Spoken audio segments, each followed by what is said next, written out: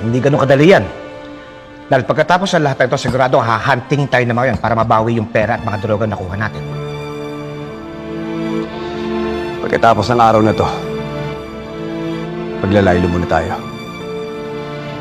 Magpapalamig. Kinakailangan natin linisin ang lahat ng bakas para hindi tayo mahanap. Aralin nyo ang lahat ng mga dadaanan nyo. Tignan nyo ang lahat ng mga CCTV. Lalo na ang lugar ng transaksyon. Kami na bahala dyan, Tanggol. Aalis muna ako. Pupunta ako ng mansyon. Sasabihin ko kila Papa na sasama ako sa kanila. Sige na, Tanggol. Para hindi ka nila mahalata. Hintayin nyo ang tawag ko. Ako ang magbibigay ng hudyat kung kailan kayo lulusog.